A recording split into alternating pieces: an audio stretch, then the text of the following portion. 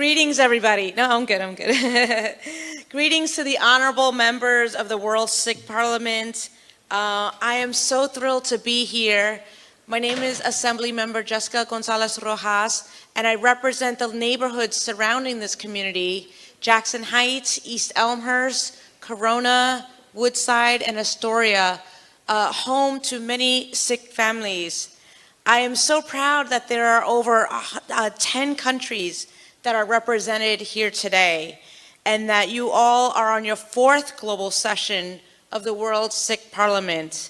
It means a lot for me to be here to participate in this historic event, and we recognize that you represent the interests of the Sikh nation across the globe, right here in East Elmhurst, just outside my district. And I understand that you all are experiencing a period of turmoil and challenges as a minority community. But know that here in Queens, we are a community that welcomes everyone. And not only do we welcome everyone, we celebrate everyone.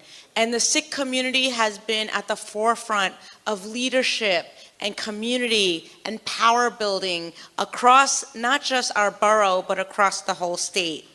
I did some research. Every time I come, I always like to ground myself in some of the principles of Sikhism. And I learned and I know that it includes the ideas of faith and meditation in the name of one creator. It is about divine unity and equality of all humankind. And engaging in, let me make sure I say this right, is it seva? Seva, right? Selfless service. And as a public servant, that means the world to me. Your contributions to our community, not just here in Queens, but across the state and across the country, and clearly across the globe. One of my favorite principles was around striving for justice for the benefit and prosperity for all. That means everything. Fighting for justice, fighting for prosperity. My core beliefs as I do my work is equity, dignity, and justice. And there's so much alignment in the work that we do together.